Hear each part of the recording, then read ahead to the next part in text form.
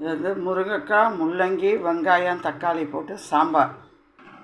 Cauliflower, வெங்காயம் போட்டு பொரியல், கார பொரியல்.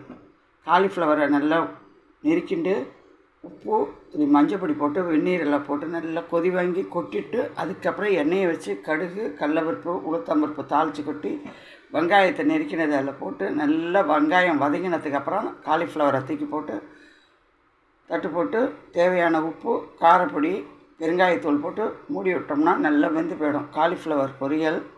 முருங்கைக்காய், முள்ளங்கி சாம்பாருக்கு 25 கிராம் புளி ஊற வச்சு கரைச்சி வெடிகட்டி வச்சுட்டு அதுக்கு கடுகு, வெந்தயம், பாதி காஞ்ச மிளகா போட்டு தாளித்து கொட்ட வேண்டியது. தாளித்து கொட்டினதுக்கப்புறம் அந்த வெங்காயத்தை போட்டு நல்லா வதங்கினதுக்கப்புறமா முள்ளங்கியும் போட்டு முள்ளங்கி வதங்கினப்புறம் முருங்கைக்காய் வதங்கினதுக்கப்புறம் கரைச்சி வச்ச புளி, உப்பு, மஞ்சள் பொடி போட்டு கலக்கி வச்சுருக்கோமே அதை தூக்கி அதெல்லாம் கொட்டி நல்லா கொதித்ததுக்கு அப்புறமா துவரம்பருப்பை சாதத்தோடு வேக வச்சதை நல்லா கரண்டியால் மசிச்சுட்டு சாம்பாரில் கொட்டினா முள்ளங்கி, முருங்கைக்காய், வெங்காயம் சாம்பார். காலிஃப்ளவர், வெங்காயம் போட்டு கார பொரியல்.